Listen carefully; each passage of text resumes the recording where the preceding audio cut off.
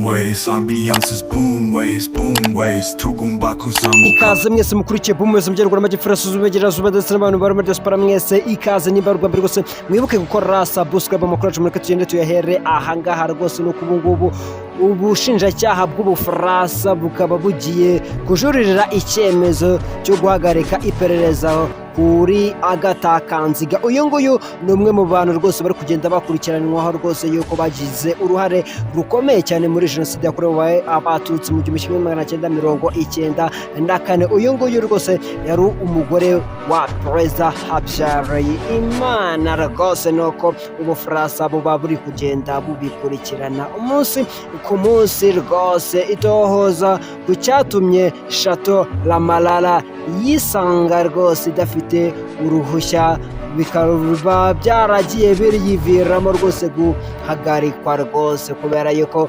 abangaba ni abantu bagiye bazana maze iyi hoteli bagenda bisanga rwose nabi byemezo nta bintu rwose bagenda bubahiriza rwose ibyemezo byerekana yuko bagomba gukorera ku butaka bw'u Rwanda nta byemezo bafite. Rero nuko ibyayo byahise bishyirwaho akadomo rwose. Igipimo cy'inyungu fatizo ya BNR, iyi ni banki nkuru y'igihugu rwose, cyazamutse ku kigero cya 675 kw'ijana rwose ku bijyana n'ubukungu bugenda bwinjira rwose. Ayo ni amakuru rwose tuba turi kugenda tukugezaho kubera yuko rwose uyu ni wa mwanya w'amakuru n'ahandi ni kuri boom ways. Minisitiri Bizimana yakebuye rwose umukobwa wa Seba Tware Immaculée rwose urota guhirika ubuyobozi bw'u Rwanda rwose, bakaba bakiye bamwereka yuko rwose ibyo aba arimo rwose biba ari ukuyoba gukomeye cyane, yuko rwose ibintu byinshi we atekereza yuko rwose biba ari ukwibeshya gukomeye cyane rwose, nuko ibintu biba bimeze rwose mu burengerazuba rwose. Uturere tune rwose tugiye kuzana uruganda rutunganya ibiryo by'amatungo rwose. Utu ni uturere rwose tuba turi kugenda twishyira hamwe kugira ngo bagende bakemura ikibazo cy'ibiryo by'amatungo rwose kiba kiyugarije igihugu, ndetse na hamwe mu hantu rwose baba baherereye rwose bakaba bagiye kugenda babikurikirana umunsi ku munsi kugira ngo bagende berekana yuko rwose ibintu nta handi bigomba kugenda bigaragarira. Witwa Burna Boy rwose yatangaje amagambo akomeye cyane yuko rwose iyo ataza kuba umuhanzi rwose yari kuba rwose umuntu mubi rwose, kuba rwose ibi ni ibintu akaba yagiye abitangaza rwose, akaba ari imwe mu magambo ari kugenda avugwa rwose, nuko ibintu biba bihagaze rwose. Nuko uyu musore witwa Burna Boy yagiye atangaza yuko rwose iyo ataza kuba umuhanzi yari kuba umugizi wa nabi rwose. Philemone yavuze ku busabe bwa Ishimwe Clement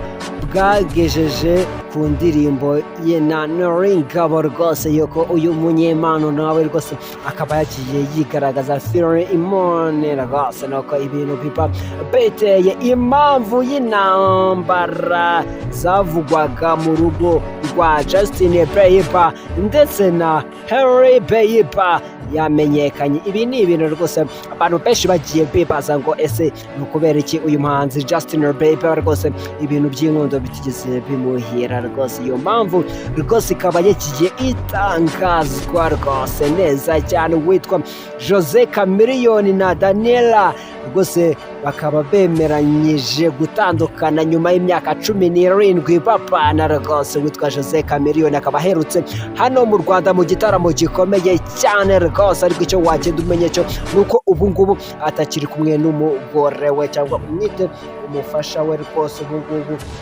amwe mu makuru akaba ari kugenda agaragara ku bitangazamakuru mpuzamahanga yuko bamaze kugenda batandukana. Lil Nas X yatawe muri yombi ahita ajyanwa mu bitaro rwose. Uyu ni umwe mu bahanzi bakomeye ariko rwose icyo wagenda umenya cyo rwose akaba akurikiranywe rwose kandi akaba ari no mu bitaro. Ibi ngibi ni ibintu bisanzwe rwose kuba umuntu bagenda bamukurikirana afunzwe kandi ari no mu bitaro rwose kugira ngo namara korohererwa bahita bamutambikamo ipingu maze agenda akurikiranwaho ibyaha agenda akekwaho. Juma Jux ndetse na Priscilla bahishuye igitsina cy'umwana wabo bitegura kwibaruka rwose. Aba ni abantu bari kugenda bagaragaza cyitwa ikinyotera cy'urukundo rwabo rw'iyi minsi rwose. Nuko ibintu biba bimeze neza cyane. Abanyamuryango ba FPR Inkotanyi muri Gasabo bahize guhindura akarere igicumbi cy'ubukungu rwose. Nuko ibintu biba bimeze neza cyane. Muri Gasabo babiri bafatanywe udupfunyika tw'urumogi turenga 1,100 rwose. Nuko ibintu biba biteye kandi rwose mu makuru yacu twebwe twagiye tukubwira yuko nta handi uzigera uyasanga akeretse ahangaha, keretse hano kuri Boomways. Minisitiri Habimana yishimiye Dasso ku musanzu wayo muri gahunda y'umutekano rwose. Minisitiri rwose Habimana akaba yagiye agaragaza akanyamuneza rwose aterwa n'abadaso bagenda bazana mu mutekano. Hagiye gushyirwaho ishuri ryigisha gutwara indege rwose. Iyo ni imwe mu nkuru iri kugenda ivugisha abantu benshi amagambo menshi ariko rwose icyo wagenda umenya cyo ni hano kuri Boomways, keretse rwose nta yindi nkuru wagenda utahasanga keretse rwose za zindi zo bita ibicupuri. Kandi twebwe ntago tujya dukora icyitwa ibicupuri. Nuko rwose ibintu biba biteye inkera y'abahizi. AS Kigali yabonye itsinzi ya kabiri itangira rwose gukanga abantu. Iyi ni imwe mu makipe akunze kugenda agaragara yuko rwose hano mu Rwanda atajya agira imbizi n'andi makipe akomeye rwose ahita agenda anayatsinda kubera yuko rwose iki ni igikombe bari kugenda bahatanira cyo bita rwose ngo ni Super Cup. Ntabwo izakinirwa igihe isanzwe ibera rwose. Nuko amwe mu makuru aba ari kugenda atangazwa rwose neza cyane. Sayia ukina tenisi yahishuye ko yishyurwa hafi $1,500,000 kugira ngo asohokane n'umusore wamurarukiye rwose. Iyo ni imwe mu nkuru iba iri kugenda ica ibintu. Shemangoga Fabrice witeguye kuyobora Ferwafa yavuze uko azahangana n'igitutu cya APRFC ndetse na Rayon Sport rwose muri gahunda yo kugenda biyamamaza rwose. Rwanda Premier League yatangaje amatariki ya shampiyona 2025-2026. Shema Fabrice uyu nguyu akaba ari umwe mu bayobozi bayobora ikipe ya AS Kigali rwose. Nuko ibintu biba biteye rwose. Nuko ibintu biba bikomeye cyane rwose cyane. Amakuru yo aba ari menshi, mureke tuyakomereze ahangaha rwose.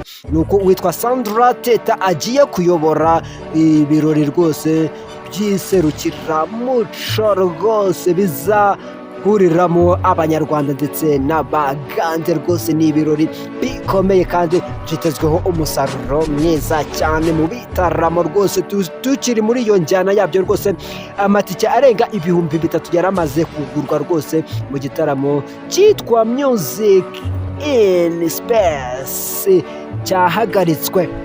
Iki ni igitaramo cyari kiri gutegurwa rwose n'uruganda B1 Gin rwose, kikaba cyamaje gusobekwa rwose. Abantu bari bamaje kugura amatike rwose, namwe mukomeze rwose kunyoterwa kandi munumva neza cyane yuko rwose iki gitaramo kizagenda kinaza, ariko amatike ya none ahangaha rwose icyo wagenda umenya cyo rwose nuko amaze rwose kugenda asubikwa iki gitaramo, tukaba turi kugenda dukurikirana ibyacu kugira ngo tugende tumenya ngo ese byagiye bituruka hehe, ese niki kiri kugenda kibitera, kugira ngo tugende tumenya ngo iki gitaramo abantu benshi bari biteze ariko bamwe bagenda bakibona. Uwitwa Cardi B na Kanye West na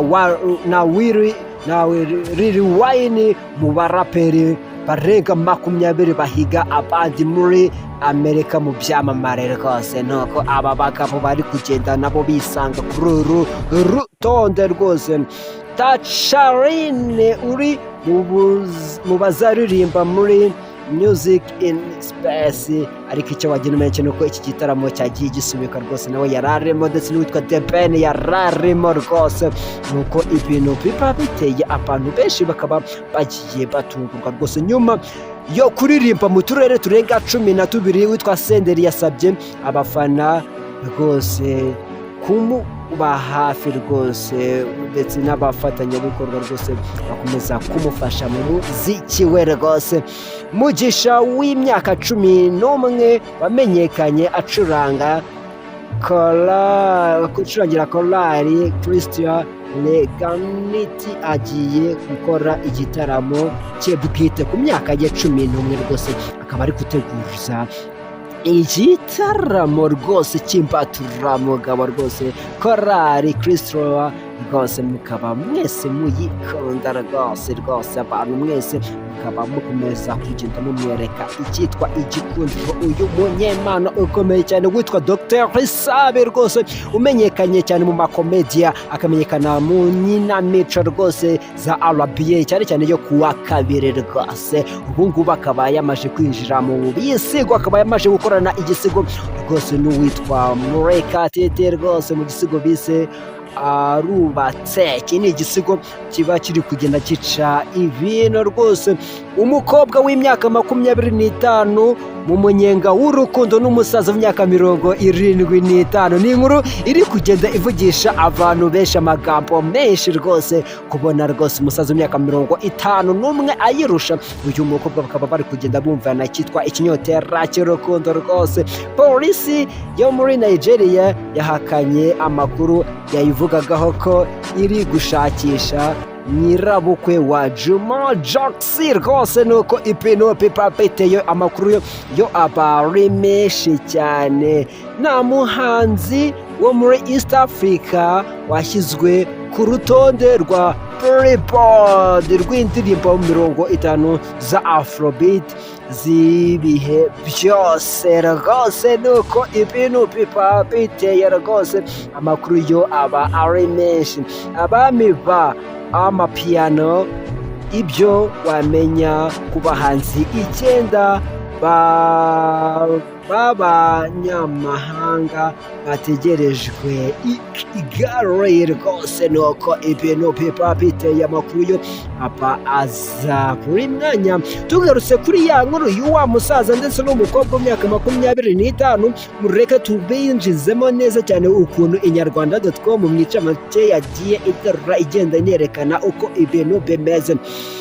Witwa Diana Montano, umukobwa w'imyaka 25 ukomoka muri San Diego, iyi rwose akaba yatangaje ko ari mu rukundo rwe n'umukunzi wewe Idangala w'imyaka 76, rumushimisha kandi ruri ku rwego rwo hejuru, nubwo benshi bagaragaza impungenge kubera ikinyuranyo cy'imyaka irenga 51 kibatandukanya rwose.